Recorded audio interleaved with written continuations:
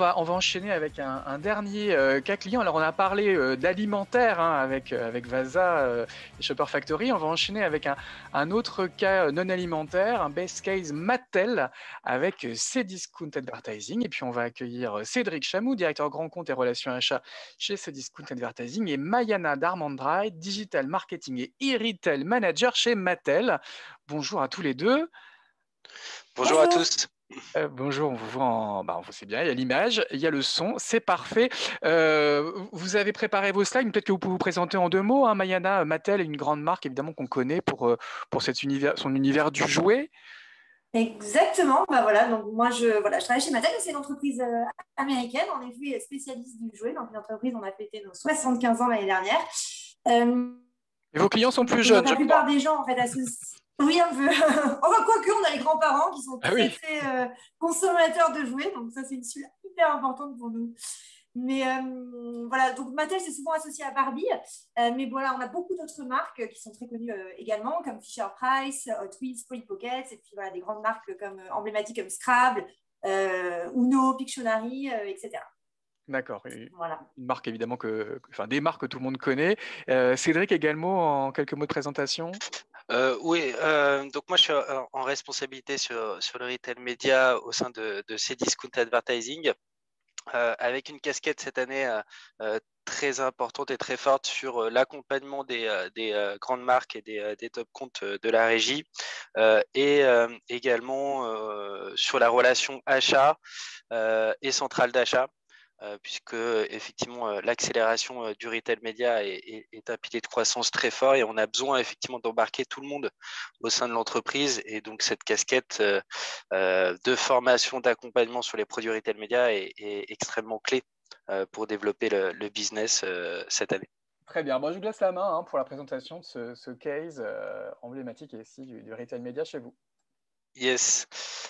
Donc on peut passer la première slide. Je vais commencer par effectivement une petite présentation de Cdiscount et vous rappeler quelques chiffres clés. Ensuite, l'offre qu'on a chez Cdiscount Advertising et également le nouveau nom, puisque vous avez noté que on ne s'appelle plus Relevancy, mais Cdiscount Advertising. Et on passera du temps avec Mayana sur l'activation qu'on a pu mener l'année dernière et qu'on mène encore cette année pour vous montrer un petit peu comment on travaille et quels sont les résultats qu'on obtient. Donc sur Cdiscount, c'est le leader français du e-commerce en France. Donc c'est plus de 4 milliards de volume d'affaires en 2020, c'est plus de 20 millions de visiteurs uniques par mois, avec un record en décembre de cette année à 26 millions de visiteurs uniques. C'est plus de 10 millions de clients actifs sur les 12 derniers mois, et c'est un recrutement d'1 million de nouveaux clients en 2020. Forcément, la situation sanitaire et le confinement a eu un impact très fort sur les ventes et sur le trafic. Donc c'est 40% de ventes l'année dernière sur les confinements 1 et 2. Mais on voit aussi que ces augmentations se retrouvent encore sur le début d'année. Et au final, on assiste vraiment à un changement d'habitude de consommation chez certaines populations. Les digital natives notamment vont être sur de l'achat récurrent avec des paniers moyens plus faibles, et on a une nouvelle population d'acheteurs qu'on ne retrouvait pas forcément chez nous et sur les sites e-commerce, que sont les seniors, qui se mettent de plus en plus au digital. Et donc ça, c'est pertinent dans les stratégies. On voit que sur le jouet, effectivement, il y a des grands-parents qui achètent, notamment sur les périodes de Pâques, beaucoup de jouets. Donc tout ça, effectivement, fait que le e-commerce est incontournable aujourd'hui, et le retail média incontournable pour les marques en France. Pour poursuivre sur Cdiscount, donc on a aujourd'hui des catégories qui ont fortement bénéficié de l'effet confinement. Le sport, le bricolage, l'alimentaire, la décoration et même le jouet. Et ces catégories-là ont besoin d'être travaillées très spécifiquement, avec une identité forte, un UX spécifique, puisque la navigation est notamment sur certaines catégories comme l'alimentaire ou le sport différente et à l'opposé de ce qu'on peut avoir par exemple sur une catégorie high-tech. Et donc là-dessus, effectivement, il y a un gros travail qui a été fait chez Cdiscount avec des ambitions très fortes d'être rapidement leader sur ces verticales en France. Et ça se traduit aussi par des campagnes TV. Donc la première sur la décoration et la maison a eu lieu en janvier. Et sur ces autres catégories-là, on va continuer à prendre la parole tout au long de l'année en télévision. Sur la régie, donc effectivement, un changement de nom qui est lié surtout à une ambition très forte de Cdiscount sur le marketing digital et sur le retail média. C'est d'ailleurs l'un des 3 piliers de croissance du groupe de Cdiscount.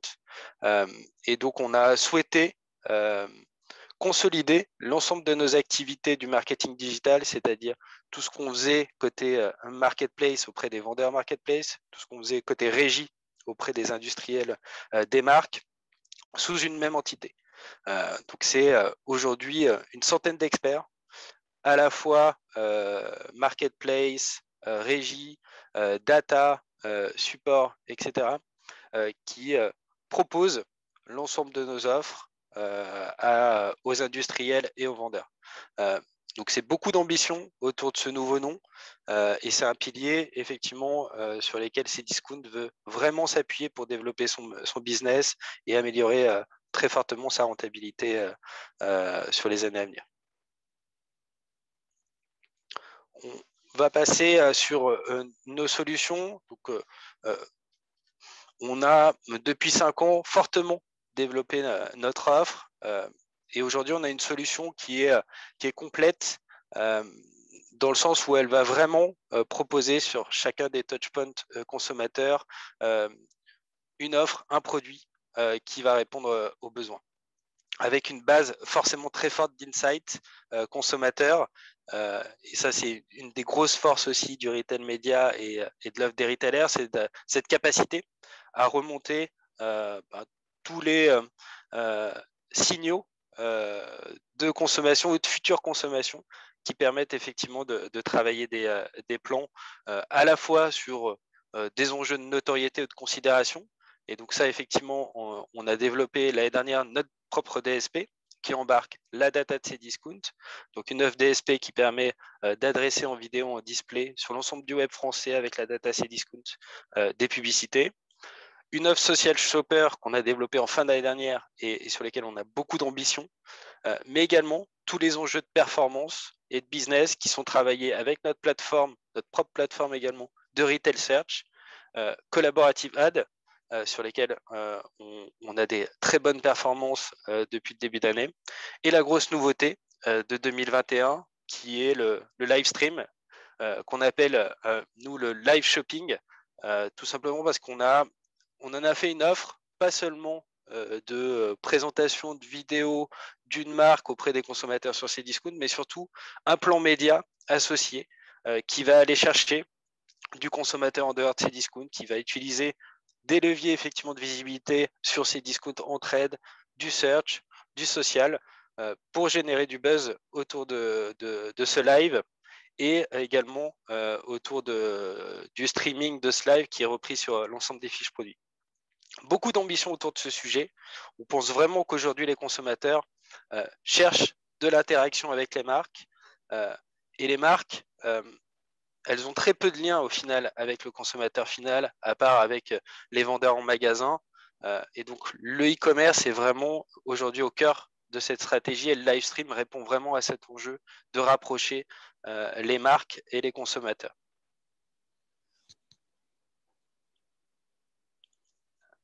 Sur la slide suivante, on va rentrer dans le détail des campagnes qu'on a pu mener avec Mattel sur l'année, manager et de façon très compétente par les équipes d'Artefact. Mayana, je te laisse la main si tu veux introduire le sujet. Oui, bien sûr. Ça, on peut peut-être passer directement à la slide suivante. Voilà, pour redonner un petit peu l'objectif du partenariat qu'on mène avec Cdiscount Advertising depuis déjà un certain temps. L'objectif en fait de notre partenariat, il est très simple. Du coup, c'était ce qui était dit tout à l'heure. En fait, il est très business. En fait, il est tout simplement de vendre nos produits. Voilà, aujourd'hui, Cdiscount est un client privilégié pour Mattel. Donc voilà, l'idée, c'est collectivement, un intérêt commun de vendre plus. Donc, comment on essaie d'adresser cet objectif? C'est d'augmenter le trafic et la conversion sur nos pages produits chez Cdiscount. Donc là, on parle des produits Barbie, mais en fait, on mène des campagnes en fait, sur l'intégralité de nos marques. Donc, générer du trafic aujourd'hui sur un site e-retailer et sur Cdiscount, on peut le faire de plein de manières différentes et on le fait de plein de manières différentes. On a nos plans médias à nous. On parlait tout à l'heure de programmatique avec du live ramp, de social, des choses comme ça. Donc, c'est des choses qu'on fait. Mais là, en fait, l'idée avec Cdiscount Advertising, c'est vraiment de s'appuyer sur les plateformes et la data shopper de Cdiscount parce que, on en a déjà parlé tout à l'heure, on sait que c'est une data qui est forcément très qualitative. Et puis surtout, nous, on est vraiment au plus proche en fait, de l'acte d'achat. Pour nos produits. Donc, alors, comment on travaille avec Cdiscount Advertising via notre agence Artefact? C'est un fil rouge annuel. Ça, c'est vraiment hyper important dans le sens où le marché du jouet, on en a un petit peu parlé, est quand même très saisonnalisé. Je pense que vous l'imaginez tous, avec un gros pic des ventes au moment de Noël. Mais on a quand même les acheteurs toute l'année. Parce que bon, déjà on a des produits de puriculture ou des premiers âges qui sont un peu plus désaisonnalisés, mais aussi on a des anniversaires, des occasions de célébrer, de récompenser des enfants. Donc voilà, notre objectif c'est vraiment d'être là toute l'année, présent là où sont nos consommateurs quand ils sont en phase de recherche de jouets. Donc on travaille vraiment toute l'année avec évidemment des budgets en fait qui peuvent évoluer en fonction des pics de requêtes, de visites, etc. Et puis être en fil rouge annuel, ça permet aussi, on y viendra plus tard, forcément de favoriser l'optimisation de nos campagnes, de connaître mieux nos audiences, nos cibles, de tester en fait des choses. Et voilà, et ça fait sans doute la différence. En termes de stratégie, on est sur des stratégies à la fois offensives et défensives, c'est-à-dire qu'on essaye un peu d'adresser tout le monde. Défensive, c'est vraiment sur des gens qui sont déjà un peu acquis à la cause Mattel. Et notre idée, c'est d'être sûr en fait, qu'ils ne se perdent pas en chemin. Donc, quelqu'un qui est déjà en recherche, par exemple, d'une maison de Barbie, on peut être sûr qu'il achète bien une maison de Barbie. Et puis des stratégies évidemment offensives sont un peu plus larges. On va aller chercher des gens qui sont un peu plus indécis, qui naviguent, qui sont qui tapent des requêtes plus génériques sur idées cadeaux, ce genre de choses. Et le dernier point, évidemment, très important de notre partenariat, c'est la data. Voilà, on sait tous que la data, c'est extrêmement important. Nous, il se trouve que on a énormément de marques qui sont quand même différentes, qui s'adressent quand même à des publics très différents. Donc, l'idée, c'est de bâtir des segments personnalisés pour minimiser la déperdition et puis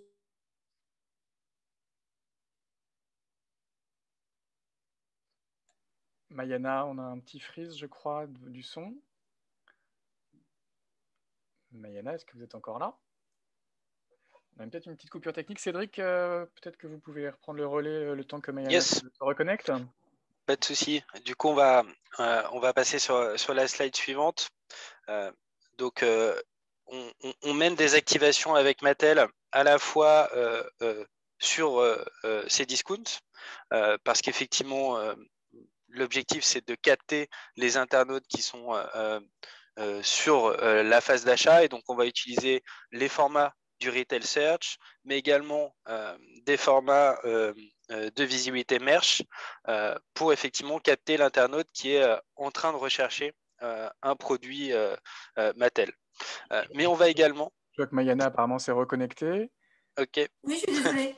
Il y a eu une petite coupure de quelques secondes et Cédric a gentiment pris le relais. Donc vous nous disiez, vous aviez travaillé à la fois sur Cdiscount en une plateforme et effectivement en dehors de l'écosystème Cdiscount, à la fois avec les outils régie, donc notre DSP, mais également vos données, Mayana sur nos données, effectivement, mais également Mayana, et ça c'est aussi complémentaire aux activations e-retail média, c'est tout ce que tu fais aussi par ailleurs en considération en notoriété sur les réseaux sociaux ou autres. Exactement. Du coup, j'ai un petit peu raté le coche, mais je suis sûre que tout ce que tu as dit est tout à fait conforme à ce qu'on fait ensemble. Moi, juste que je voulais appuyer sur cette double casquette in-platform, off-platform, c'est qu'à un moment, notre objectif, c'est évidemment d'aller chercher la crème de la crème dans le in-platform, les gens qui sont vraiment en phase d'achat. Mais à un moment, ça ne suffit pas, entre guillemets, en termes de volume. Et c'est pour ça qu'on a ce besoin aussi d'aller élargir un petit peu l'audience. Et ce qui est important, c'est de se dire, notamment quand on parle de mesure de la performance, et que par contre, évidemment, on n'attend pas les mêmes performances et les mêmes ROAS en fonction en fait, des dispositifs qu'on met en place. Forcément, quand on est sur la crème de la crème, on va attendre des ROAS très élevés. Quand on est en conquête un peu plus large, on va je ne vais pas dire se satisfaire, mais voilà, on va être un petit peu moins exigeant en termes de ROAS. Yes, et je voulais faire juste un petit focus sur notre DSP qu'on a lancé en mai de l'année dernière. Notre DSP répond à des enjeux effectivement de pouvoir travailler la data, et je vais détailler ensuite comment sont travaillés les segments au sein de la plateforme. Mais le point clé quand on le met en regard de notre webinaire aujourd'hui, du thème du webinaire aujourd'hui, c'est cette mesure de la performance. Ce DSP, on peut l'utiliser de deux manières, soit effectivement avec des publicités en dehors ou sur ces discounts qui vont renvoyer sur les fiches produits. Donc là, c'est assez simple de mesurer effectivement les performances puisqu'on a un ROAS direct. Mais l'enjeu aussi, c'est de se dire que ce DSP, cette plateforme, dès lors qu'on utilise cette data-là et qu'on autorise, et ça c'est un point clé, une redirection externe, c'est-à-dire sur un site de marque ou même un site marchand d'un fournisseur ou d'une marque, derrière, il y a aussi une mesure des ventes indirectes. Quand on vend de l'aspirateur sur son propre site marchand, forcément, il y a également des consommateurs qui vont se rendre sur des plateformes e-commerce, même si elles ont vu la publicité qui renvoie sur son propre site marchand. Et cette mesure-là, elle est extrêmement déterminante parce que derrière, il y a une rationalisation aussi de son investissement auprès d'autres leviers que sont juste sur un site e-commerce. Donc, cette mesure-là du retail média, elle n'est pas que directe, elle peut être également indirecte, et ça, c'est vraiment le point clé qu'on a souhaité mettre en place à travers notre DSP. Et donc, sur les segments, donc effectivement, au sein de notre plateforme, on a accès à l'ensemble de la donnée Cdiscount, que ce soit effectivement des données de visiteurs, de fiches produits, d'attentionnistes, d'acheteurs, mais également des comportements d'achat N-1, des cibles également socio-démo ou catégorielles. Et l'ensemble de ces segments sont customisables. Et ça, c'est vraiment le travail qu'effectuent Artefact et les agences médias d'un point de vue global sur notre DSP. C'est cette capacité, effectivement, de pouvoir jouer avec la data, de pouvoir effectivement travailler dans la granularité, sa performance. Et quand on a autant de marques au sein de Mattel et autant de cibles différentes, c'est extrêmement clé de vraiment travailler. Et ces segments-là, et ces segments sont jamais définitifs, puisqu'effectivement, on a vu sur la campagne qu'au fil de l'eau, il y a eu des ajustements qui ont été faits au sein du DSP pour accéder à un maximum de performance derrière.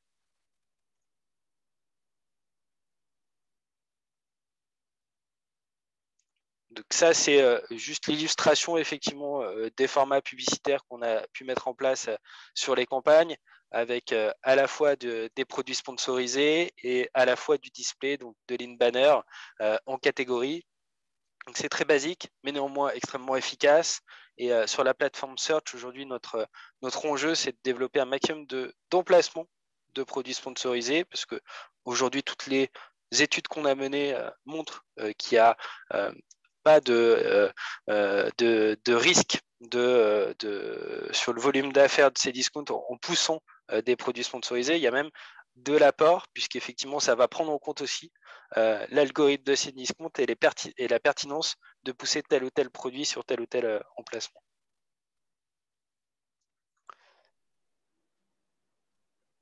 Sur l'optimisation, Mayana, tu souhaitais reprendre la main? Oui, on parlait rapidement. L'optimisation, évidemment, c'est clé, et je pense que c'est les clés de la réussite. Donc, on disait, nous, ça se passe du côté de notre agence Artefact, qui utilise du coup les plateformes Cdiscount en self-service. On en a parlé. Voilà, l'idée, c'est vraiment d'optimiser de manière extrêmement régulière. Alors, nous, on le fait vraiment de manière quotidienne sur toute la partie search, de manière un peu moins régulière, mais 2 fois par semaine quand même sur la partie display. Et ça fait vraiment la différence parce que voilà, on est capable de très rapidement en fait sortir les choses qui fonctionnent moins bien. Alors les dimensions d'optimisation, il y en a plein évidemment comme vous l'imaginez. Donc tout ce qui est channel entre le search, le display, les plateformes, in platform, out platform, les ciblages, les keywords par exemple, pour le générique, le brand, etc. Voilà, on peut aller très loin en fait sur l'optimisation. Et puis voilà, forcément, on fait tout ça sur la base de KPIs importants. Donc, il y a plein de KPIs qui rentrent en ligne de compte. Il y a les KPIs médias classiques dont on a parlé, donc tout ce qui est impression CTR. Mais évidemment, comme on a notre objectif de vente, nous, ça va être surtout le ROAS. Alors, on veut voir les chiffres, Mariana, on veut voir les chiffres. On va voir les chiffres. Et dans le point, vraiment, peut-être juste le petit point important on en a déjà un peu parlé, mais qui est vraiment clé, c'est le fait de travailler main dans la main aussi avec les acheteurs et les CAM. Parce qu'en fait, aujourd'hui, il y a toute la dimension en fait, de metrics retail, donc tous les stocks produits, les deals, les promos en fait, qui peuvent être mis en place aujourd'hui, qui font une énorme différence aussi sur les performances des campagnes. Voilà, ça c'est très important. Clairement. Avant de passer aux performances, du coup. Alors, donc voilà, donc j'ai remis les ROAS à peu près moyens en fait, qu'on a pu avoir l'année dernière. On en parlait tout à l'heure, les ROAS, ça ne veut pas forcément, enfin, je ne veux pas dire que ça ne veut pas dire grand-chose. Pour nous, ça veut dire quelque chose, mais ce n'est pas forcément transposable sur d'autres segments et sur d'autres industries parce que c'est très aussi lié au panier moyen de chacun de nos produits. Nous, en tout cas, ce que je peux vous dire, c'est que c'est des très bons ROAS et nous, on est très contents, on est au-dessus de nos objectifs.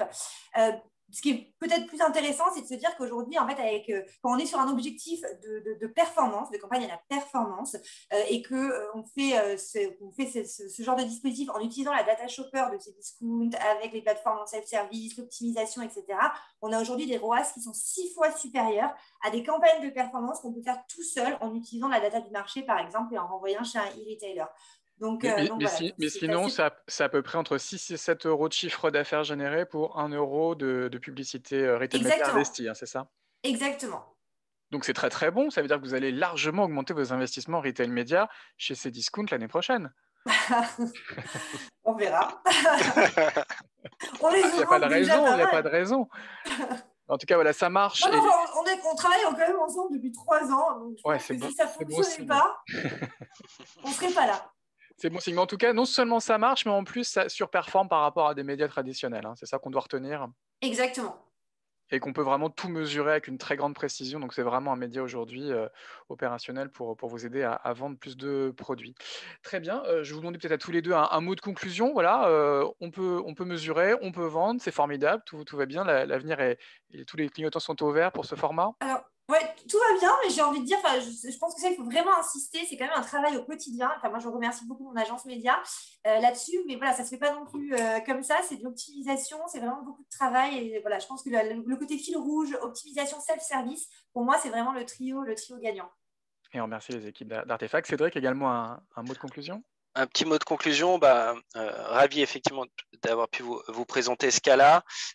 Effectivement, la performance est clé et le travail est extrêmement important de pouvoir le faire de façon quotidienne et ça, le marché le fait très bien, les agences le font très bien. Au-delà de ça, le retail média, demain, va effectivement prendre une nouvelle dimension poussée par effectivement l'impact que peut avoir la situation sanitaire sur la consommation online des Français et sur les offres du retail média, on l'a vu, ça sera résolument tourné vers le consommateur avec notamment le live shopping, le social shopper et des formats qui sont proposés par Cdiscount. Exactement. Et ça, c'est clé pour le développement du business du retail média de demain, c'est de pouvoir se rapprocher de plus en plus du consommateur, ce qu'on a au final en magasin, et on va le faire en online. Très bien. Merci Cédric, merci Mariana pour ce témoignage.